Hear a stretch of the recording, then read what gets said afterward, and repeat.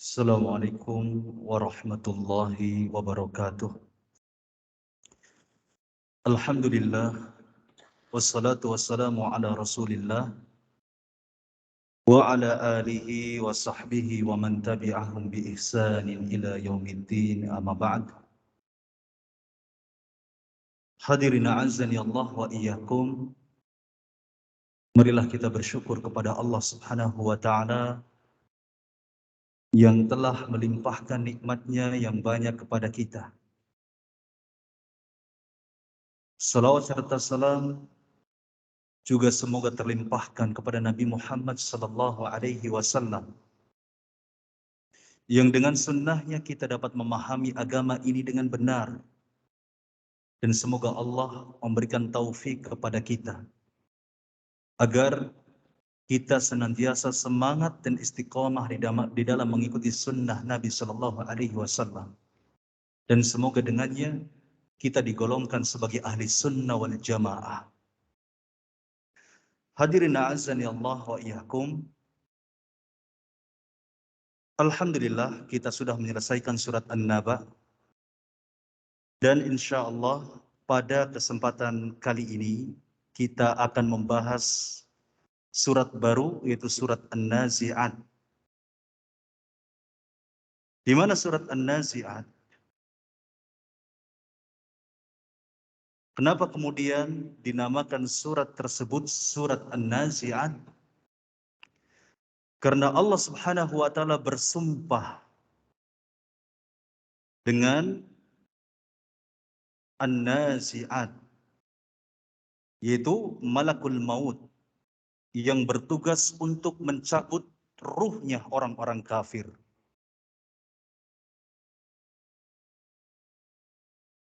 Selain juga surat ini dinamakan dengan surat An-Nazi'at, para ulama menamakan surat ini sebagai suratus sahirah wa suratut tamah.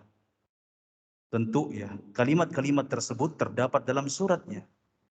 Terutama An-Nazi'at terdapat pada ayat yang pertama di surat ini. Wan-nazi'ati gharqa. Adapun surat ini turun pada fase Mekah, ketika Nabi Shallallahu Alaihi Wasallam belum hijrah ke Madinah, masih berdakwah di Mekah, turunlah surat An-Nazi'at ini. Maka surat An-Nazi'at digolongkan di dalam surat Al-Makkiyah. Surat Al-Makkiyah memiliki ciri, Pak. Apa cirinya? Banyak dibahas di dalamnya adalah perkara tauhid, perkara akidah. Juga seringkali dibahas tentang perkara hari kiamat. Kenapa? Kenapa di dalam surat Al-Makkiyah banyak dibahas tentang perkara tauhid, tentang ketuhanan, tentang keesaan Allah, bagaimana cara yang benar dalam mentauhidkan Allah. Kenapa? Karena memang di fase Mekah, Nabi Shallallahu Alaihi Wasallam memprioritaskan untuk dakwah tauhid dan dakwah akidah. Hadirin azani Allah wa iyyakum. Adapun ya, surat Al-Madaniyah itu lebih banyak tentang hukum-hukum Islam, tentang sholat, tentang zakat, tentang puasa, tentang haji. Adapun di dalam surat Al-Makkiyah, kalaulah kita mau perhatikan, ya di antaranya surat Al-Ikhlas, maka murni tentang tauhid. Surat An-Nas, surat Al-Falaq, dan surat-surat yang lainnya. Tidak terkecuali surat An-Nazi'at ini. Hadirin a'azzani Allah wa iyyakum. Adapun pokok pembahasan di dalam surat An-Nazi'at ini, ya, dijelaskan oleh muallif dari kitab Aunur Rahman fi Tafsiril Quran. Pokok pembahasan yang pertama adalah itsbat wa ta'kidul ba'tsi wal qiyamah wa syiddati ahwaliha, yaitu menetapkan dan menekankan tentang adanya hari kebangkitan dan adanya hari kiamat, dan betapa kerasnya kengerian-kengerian yang terjadi pada hari kiamat nanti. Dan hal ini akan diperjelas di ayat yang pertama hingga ayat yang ke-14. Hadirin azani Allah wa iyyakum. Kalau seandainya ada yang bertanya, kok kenapa diulang? Kenapa Allah Subhanahu wa taala menjelaskan kembali tentang perkara hari kiamat? Bukankah sudah dijelaskan di dalam surat An-Naba? Kenapa diulang? Tidaklah Allah Subhanahu wa taala mengulang-ulang penjelasan, melainkan di dalamnya ada hal-hal yang sangat penting. Sebagaimana di dalam perkara tauhid. Allah pun banyak mengulang di dalam Al-Quran tentang perkara tauhid. Bahkan sebagian besar di dalam Al-Quran adalah penjelasan atau pelajaran tentang tauhid. Hadirin azani Allah wa iyyakum. Kenapa Allah mengulangnya? Allah adalah Tuhan kita, Khalik, yang paling tahu tentang kita. Tipikal manusia yang seringkali lalai, seringkali lupa. Kita ini taatnya ketika kita ingat kepada Allah. Semakin kita ingat bahwa kita ini akan mati, setiap kita akan dibangkitkan pada hari kiamat, kita ini akan menjadi hamba yang paling taat seolah-olah. Salatnya luar biasa rajin. Salat sunnahnya, qiyamul lailnya, puasa sunnahnya, sedekahnya ditambahi. Yang sebelumnya eman-eman bahasa Cirebonnya barangkali.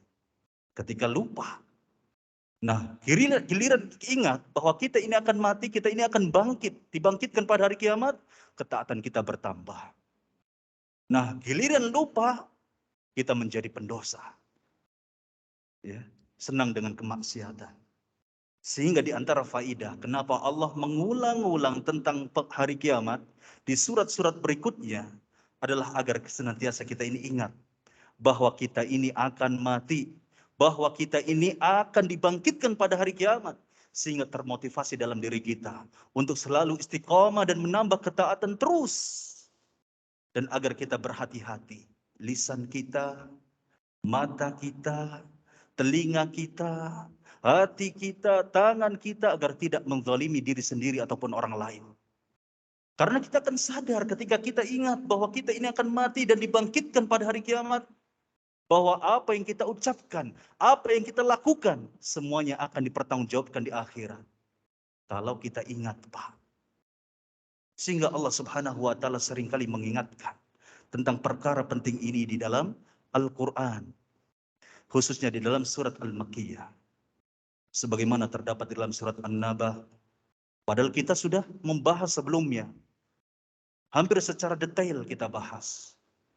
Dari mulai matinya manusia, sampai kemudian ya menjelang hari kiamat, huru hara yang terjadi di hari kiamat, sangkakala yang pertama ditiup, kemudian manusia seluruhnya mati, sampai malaikat-malaikat pun ikut mati kecuali yang dikehendaki oleh Allah untuk hidup. Kemudian dibangkitkan kembali, kemudian ditiupkan sangkakala yang kedua, kemudian dibangkitkan kembali seluruh manusia dari zamannya Nabi Adam sampai zamannya Nabi Muhammad. Dibahas. Kemudian datang satu persatu kepada Allah untuk diadili, untuk dihisab. Hingga fariqun fil jannah wa fariqun finnar. Sebagian manusia dimasukkan ke dalam surga dan dimasukkan ke dalam neraka. Dibahas. Dan insya Allah akan dibahas kembali, diurai kembali tentang kiamat di dalam surat An-Nazi'at ini. Faedahnya apa? Agar kita senantiasa mengingat. Kalau kita ingat, maka kita akan lebih giat untuk mempersiapkan diri, untuk terus mengumpulkan bekal. Orang-orang kafir menolak adanya hari kiamat. Sehingga bagaimana kehidupan mereka hidup di dunia lebih lama, selama-lamanya. Ya, sekenyang-kenyangnya mereka bermaksiat. Ya, mereka berbuat zalim. Bebas mereka. Ya, terutama orang-orang ateis yang menganggap bahwasanya tidak ada Tuhan. Adanya sesuatu itu ya dengan sendirinya. Na'udzubillahi min dzalik. Hadirin azani Allah wa iyyakum. Ini adalah pokok pembahasan yang pertama. Kemudian pokok pembahasan yang kedua adalah zikru hadithi Musa idza nadahu rabbuhu bil wadil muqaddasi tuwa wa arsalahu ila fir'aun. Ya. Di dalam surat ini nanti akan disebutkan tentang kejadian yang dialami oleh Musa alaihissalam ketika beliau dipanggil oleh Allah Subhanahu wa taala di sebuah lembah yang suci bernama Tuwa untuk mendapatkan wahyu dari Allah Subhanahu wa taala. Lalu Musa diutus oleh Allah untuk menyeru Firaun kepada jalan yang benar, yaitu jalan tauhid, akidah. Di mana Firaun ini di saat itu sedang menjadi penguasa yang zalim, bahkan paling zalim. Bukan hanya kepada orang lain, bukan hanya kepada rakyatnya, tetapi kepada diri sendiri pun zalim. Adapun salah satu kejadian yang sangat mengerikan, suatu ketika Fir'aun dibisiki oleh penyihirnya atau paranormal, mengatakan paranormal kepada Fir'aun bahwasanya kelak ada bayi laki-laki yang lahir di tahun sekian, di bulan sekian, di pekan sekian, yang kelak ketika dewasa akan menghanguskan, menghancurkan kekuasaanmu. Tentu Fir'aun yang zalim, ya, khawatir jika itu benar-benar terjadi.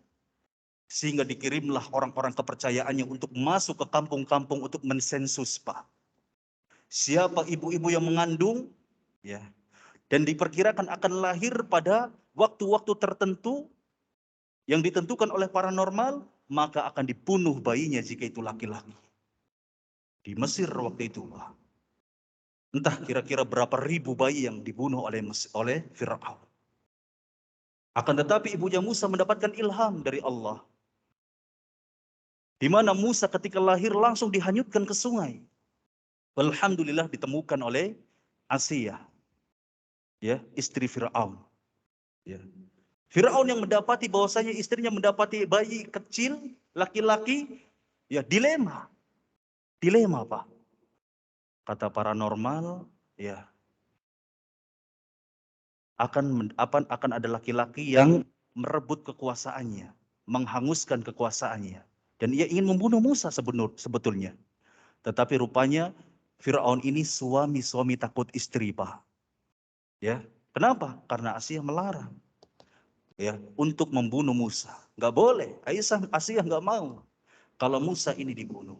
Fir'aun, Pak, takut istri, ya, istri yang tercinta. Fir'aun cinta kepada istrinya. Akhirnya Fir'aun mengalah, ya sudah. Musa dibiarkan untuk tinggal di istana, diasuh olehnya, oleh istrinya, hingga kemudian dewasa. Kemudian ada kezaliman yang luar biasa yang lebih daripada itu, di mana Fir'aun mengaku dirinya adalah Tuhan yang paling tinggi.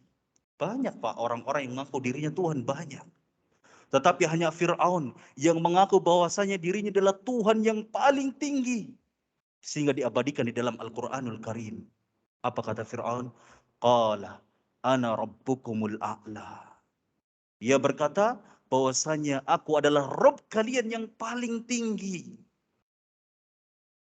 Hadirin azani Allah wa iyyakum. Kenapa Allah mengabadikan kisah Fir'aun? Agar menjadikan pelajaran bagi kita. Jangan sekali-kali kita berbuat zalim, baik kepada orang lain ataupun kepada diri sendiri. Wabil khusus mengaku dirinya sebagai Tuhan, maka ya sangat mungkin akan merasakan akibatnya sebagaimana dirasakan oleh Fir'aun laknatullahi alaihi. Hadirin azani Allah wa iyyakum. Kemudian pokok pembahasan berikutnya adalah dzikru dalaili qudratihi 'alal ba'thi wa madhahiri ni'matihi. Yaitu di dalam surat An-Nazi'at nanti akan disebutkan tentang dalil-dalil kekuasaan Allah Subhanahu wa taala tentang adanya hari kebangkitan dan kenikmatan-kenikmatan yang nampak.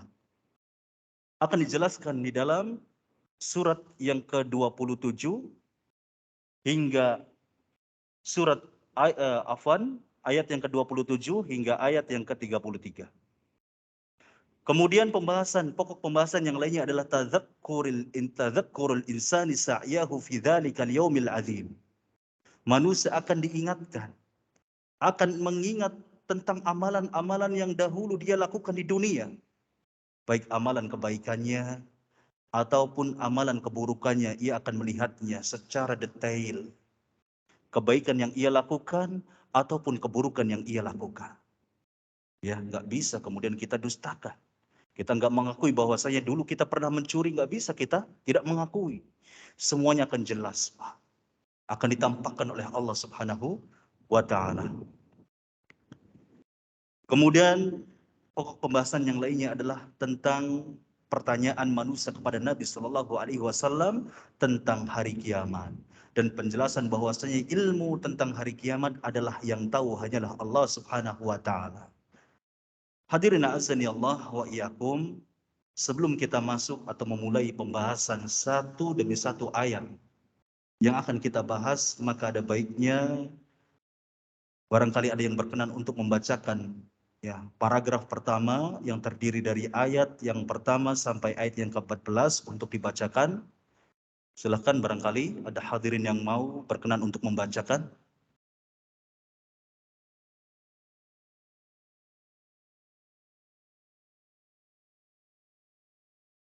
Baik, barangkali malu-malu. Insyaallah saya yang akan bacakan. A'udzu billahi minasyaitonir rajim. Bismillahirrahmanirrahim. Wan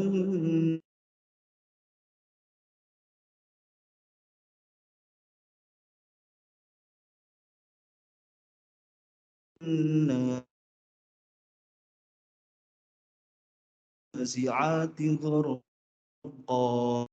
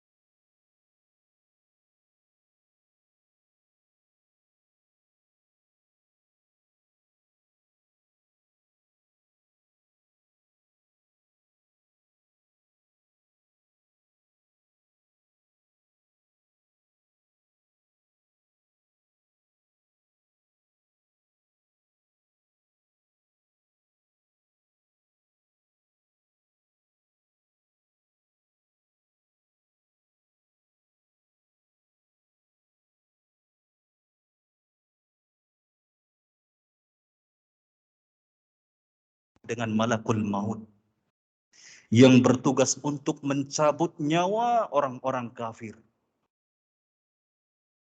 Wan nazi'at, dijelaskan di dalam kitab ini, al malaikatu tanzi'u arwaha bani adam min ajsadihim. Malaikat yang mencabut ruh-ruhnya bani Adam dari jasad-jasad mereka. Menunjukkan bahwasanya roh itu ada di dalam jasad, Pak. Ya, tetapi kita tidak tahu letaknya di mana. Apakah di hati kita, di jantung kita, di kepala kita? Gak ada yang tahu. Allah Subhanahu wa taala berfirman, "Yas'alunaka 'anir ruh." Mereka bertanya kepada engkau wahai Muhammad tentang ruh. Apa kata Allah? Katakanlah bahwasanya ruh itu adalah urusan Rabbku yaitu Allah.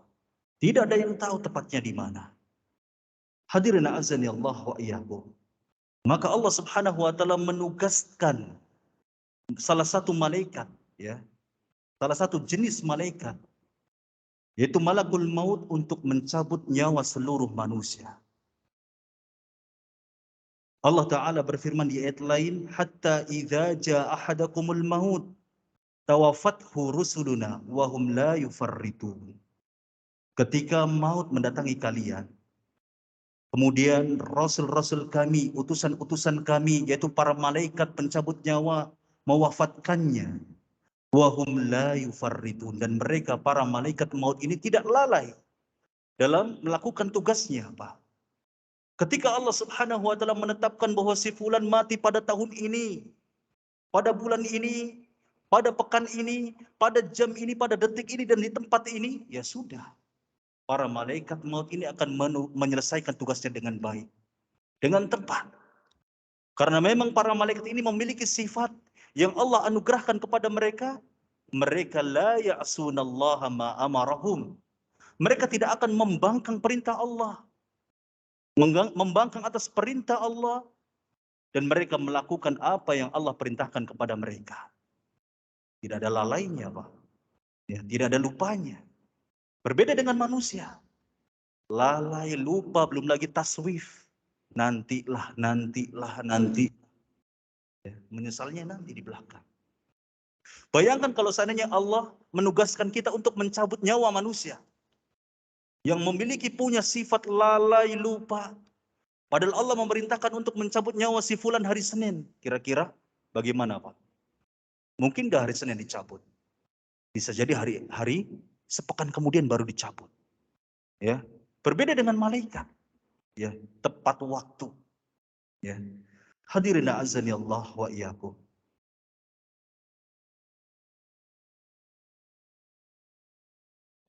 Wa qala ta'ala innal ladzina tawaffahumul malaikah. Sesungguhnya orang-orang yang diwafatkan oleh malaikat.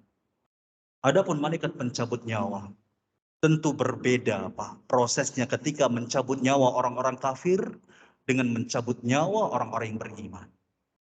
Di mana Allah Subhanahu wa taala berfirman wan nazi'ati gharqa. Wan nazi'ati gharqa.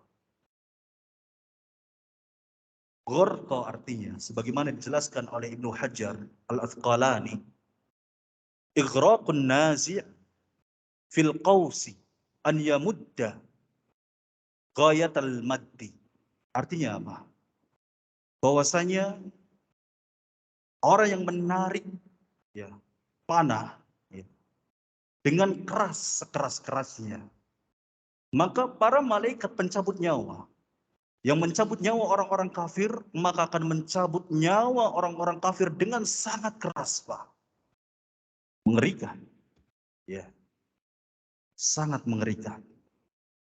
Bahkan orang-orang kafir ini, Pak, ketika dicabut nyawanya dianiaya dulu, Pak, oleh para malaikat, Pak. Ya, mengerikan. Dipukul terlebih dahulu wajah-wajah mereka. Dipukul dulu punggung-punggung mereka.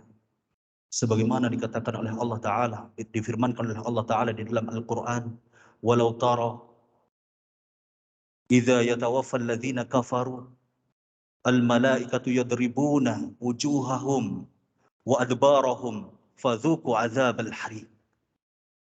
Kalau sekiranya kalian mengetahui ketika orang-orang kafir dicabut nyawanya, para malaikat memukul wajah-wajah mereka dan punggung-punggung mereka. Dan mereka berkata para malaikat ini kepada orang-orang kafir, fadzuqu adzabal hariq. Rasakanlah oleh kalian azab yang akan membakar kalian. Ngeri.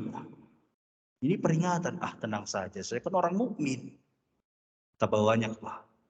Orang yang dahulunya saleh, menjadi orang mukmin, tetapi karena lalai dengan kehidupan akhirat apa? Akhirnya dia rela menggadaikan agamanya, akidahnya, menjual akidahnya, menjadi orang-orang kafir. Dia lupa bahwasanya orang-orang kafir tidak akan dibiarkan untuk mendapatkan nikmat sedikit pun. Dari mulai nyawa dicabut oleh Allah Subhanahu wa taala hingga nanti disiksa oleh Allah di neraka selama-lamanya. Na'udzubillahi min dzalik. Sehingga kita terus hayati. Ketika Allah Subhanahu wa taala berfirman tentang hukuman-hukuman bagi orang-orang kafir, kita hayati. Na'udzubillahi min dzalik. Jangan sampai kita ini menggadaikan keimanan kita, menjual keimanan kita, membatalkan keimanan kita dengan amalan-amalan yang dapat membatalkan keimanan dan keislaman kita. Na'udzubillahi min dzalik. Hadirin azani Allah wa iyyakum. Maka Nabi Shallallahu Alaihi Wasallam pernah bersabda dengan panjang lebar tentang proses pencabutan ruh orang-orang yang beriman dan orang-orang kafir. Diriwayatkan dari hadis, diriwayatkan oleh sahabat yang mulia adalah Al-Barra bin Azib. Ya, di dalam hadis yang panjang bahwa beliau Al-Barra bin Azib bercerita, kami pernah mengiringi jenazah orang Ansar bersama Rasul Shallallahu Alaihi Wasallam. Sesampainya di kuburan dan menunggu liang lahatnya dibenahi, Rasulullah duduk menghadap kiblat. Lalu kami pun ikut duduk mengelilingi Nabi Shallallahu Alaihi Wasallam dengan khusyuk, seolah-olah ada burung di kepala kami. Saking tenangnya, Pak. Di tangan Nabi Shallallahu Alaihi Wasallam ada ranting. Beliau tusukkan ke tanah, kemudian beliau menengadah ke langit, lalu beliau menunduk dan terus beliau ulangi hingga 3 kali. Ya, beliau tusukkan ranting di tanah, ditancapkan ranting di tanah, kemudian beliau menengadahkan tangannya ke langit, beliau kemudian menunduk. Terus beliau ulangi 3 kali. Lalu beliau bersabda kepada para sahabat yang mengelilinginya saat itu, "Ista'idzu billahi min azabil qabri. Ista'idzu billahi min azabil qabri. Ista'idzu billahi min azabil qabri." Berlindunglah kalian kepada Allah Subhanahu wa taala dari azab kubur. Beliau mengulanginya 3 kali, Pak. Kemudian Nabi Shallallahu alaihi wasallam berdoa, "Allahumma inni a'udzubika min azabil qabri." Ya Allah, aku berlindung kepada Engkau ya Allah dari azab kubur. Nabi, Pak, yang maksum, yang dijamin keselamatannya di akhirat, yang dijamin masuk surga, masih berlindung kepada Allah dari azab kubur. Bagaimana dengan kita yang tidak memiliki jaminan apa-apa dari keselamatan di akhirat? Maka harusnya kita lebih banyak lagi berdoa kepada Allah untuk meminta agar kita diselamatkan dari azab kubur. Hadirin azani Allah wa iyyakum. Kemudian beliau menceritakan proses perjalanan ruh mukmin dan kafir. Nabi Shallallahu alaihi wasallam bersabda, "Sesungguhnya hamba yang beriman ketika hendak meninggalkan dunia dan menuju akhirat, maka di saat itu banyak malaikat yang turun dari langit. Wajah mereka putih, bersinar seperti matahari. Mereka membawa kafan dan hanut minyak wangi dari surga. Dan mereka mengelilingi mayat tersebut, ya, orang beriman tersebut yang hendak mati. Lalu kemudian turunlah malakul maut, malaikat maut.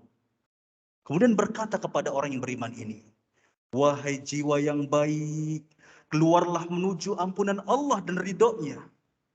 Lalu keluarlah ruh itu dari jasad. Sebagaimana tetesan air keluar dari mulut tekok, Pak. Ya, kalau bahasa Cirebonnya itu ceret kali ya, atau kendi. Begitu mudahnya, ya, nyawa orang beriman dicabut sangat mudah. Orang yang benar-benar beriman, Pak, bukan hanya mengakui saya beriman, tapi amalannya itu bertentangan dengan apa yang ia akui. Ya, nanti kelak akan sangat mudah.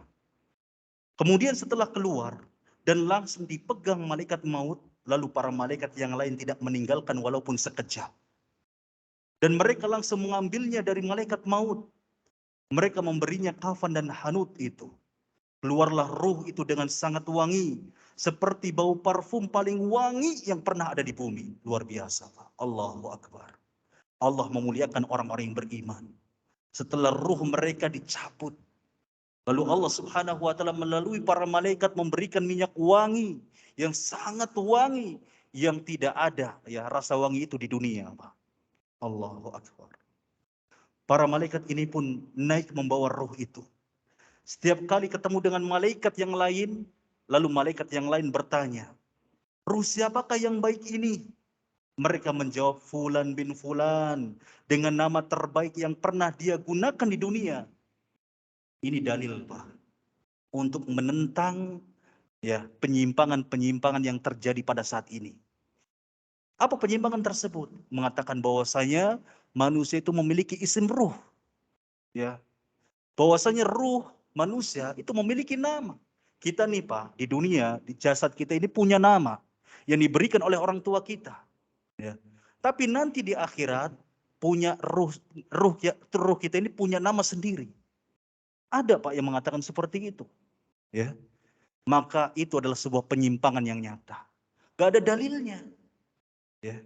Adapun ini jelas datang dari Nabi Shallallahu alaihi wasallam bahwa kelak manusia ruhnya akan dipanggil dengan sebuah nama yang ia pakai di dunia.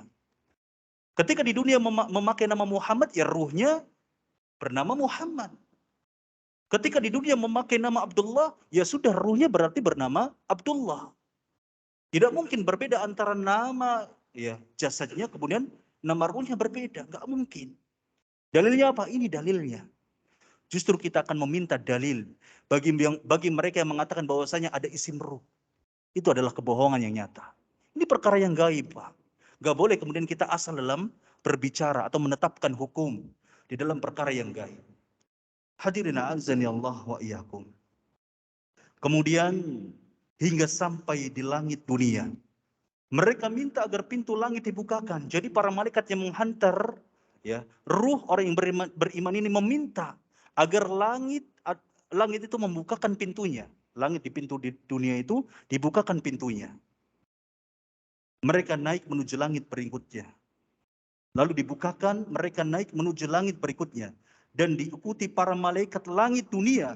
Luar biasa. Hingga sampai di langit ketujuh, kemudian Allah Ta'ala berfirman, tulislah catatan amal hambaku ini di Iliyin. Hadirin azani Allah wa iyyakum. Lalu Nabi bersabda, tahukah kamu apa Iliyin itu? Yaitu kitab yang tertulis disaksikan oleh para malaikat. Kitab Iliyin ini adalah kitab catatan amal kebaikan orang-orang yang baik, Pak, orang-orang yang bertakwa. Ya, catatan amal kebaikan orang-orang yang bertakwa namanya kitab Iliyin. Lalu Allah Ta'ala berfirman, kembalikan hambaku ke bumi.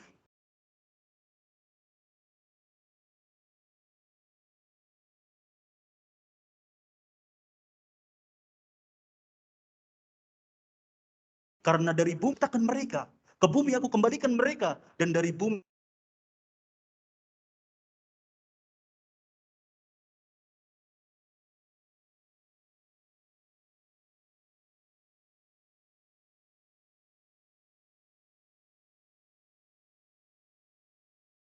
dikafani, disolati, kemudian dikuburkan, barulah kemudian ruh kita dikembalikan ke dunia, di alam kubur.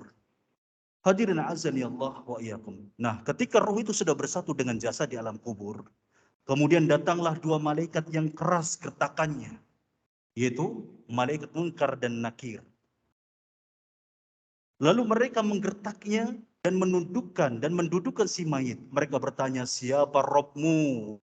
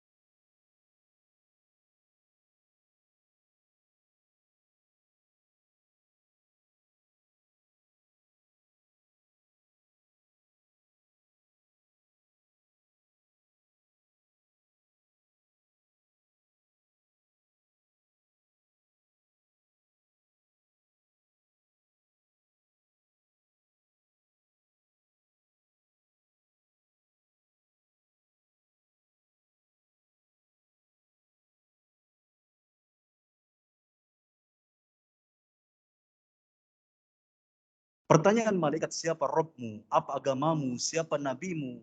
Inilah ujian terakhir yang akan diterima seorang mukmin.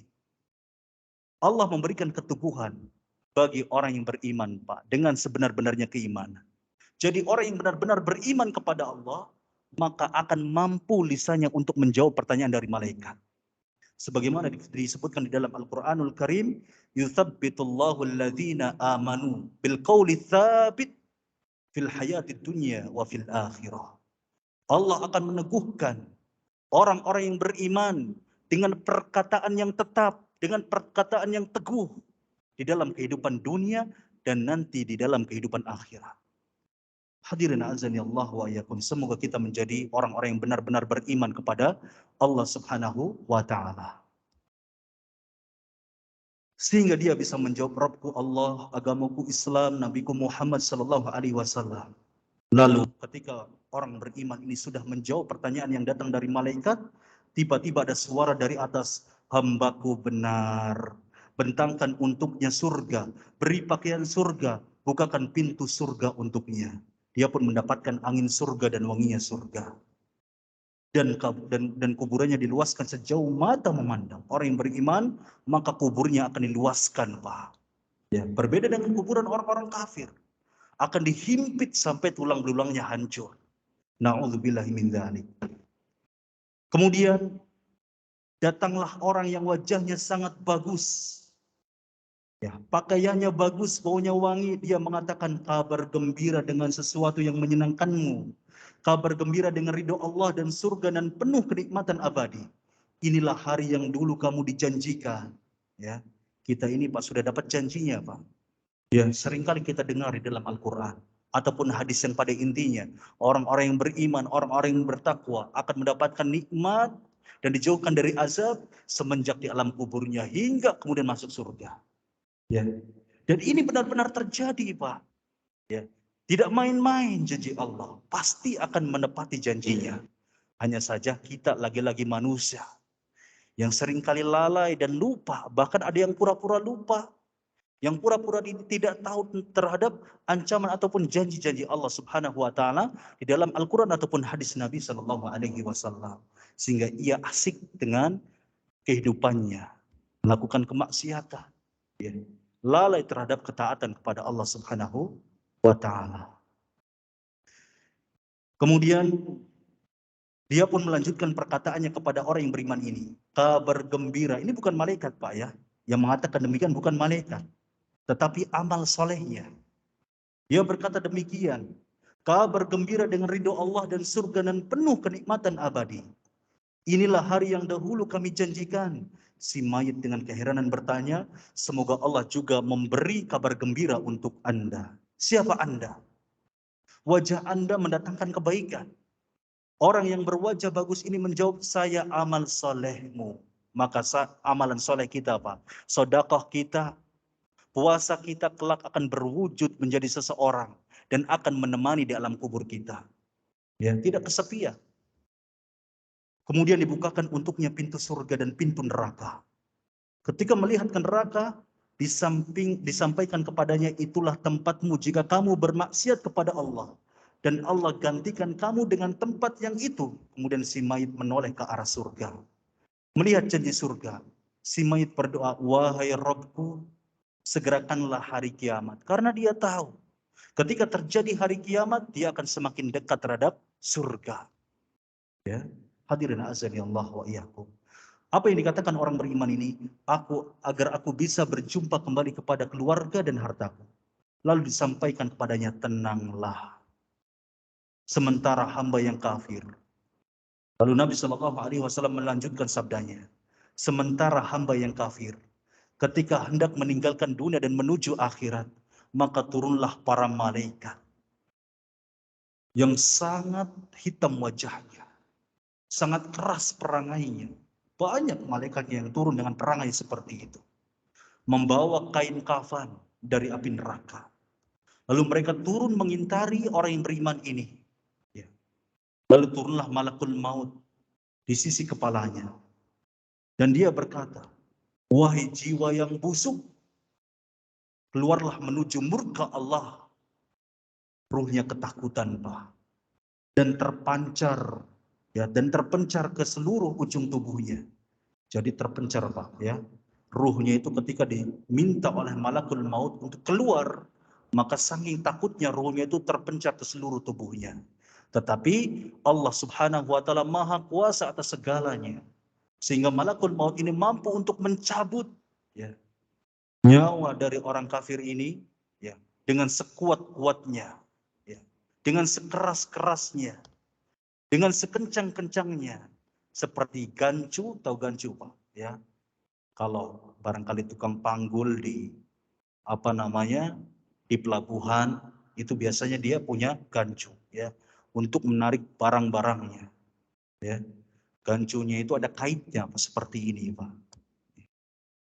Bahkan di sini gancu ini memiliki cabang yang banyak, seperti gancu yang ditancapkan ke wall, ya, yang basah, ya, maka akan tercabik-cabik.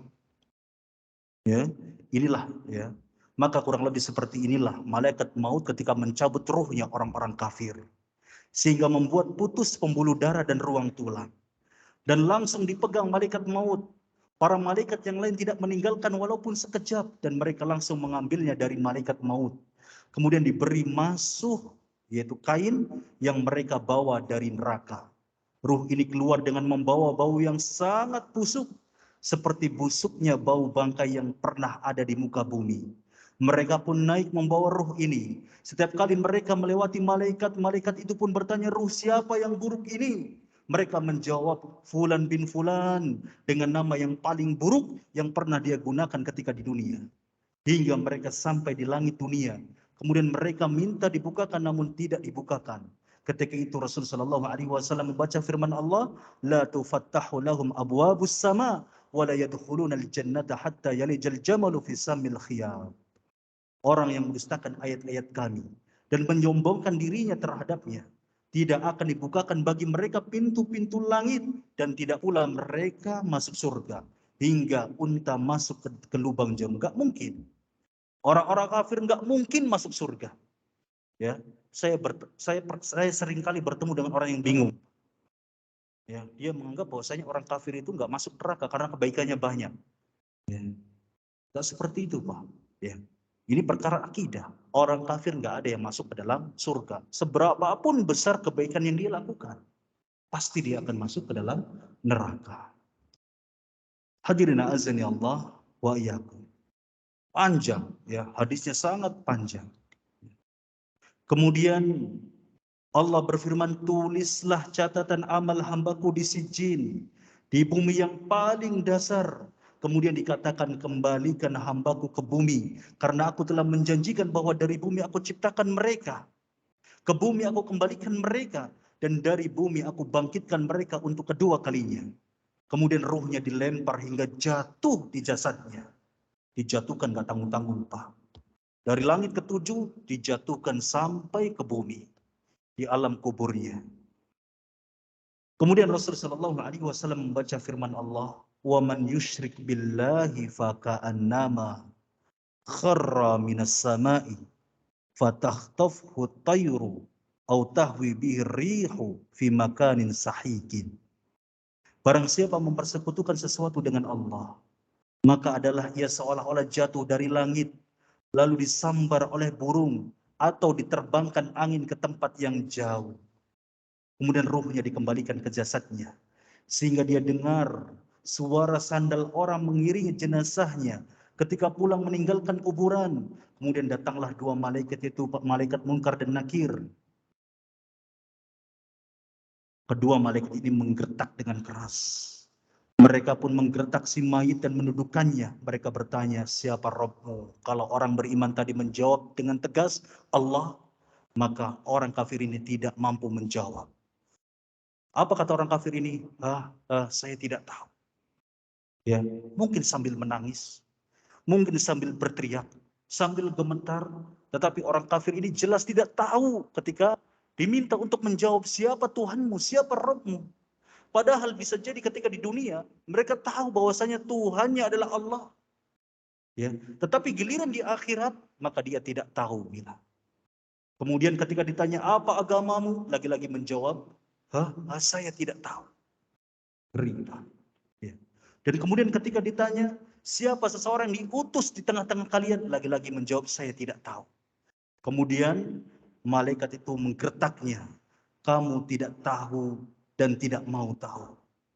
Na'udzubillahi min dzalik.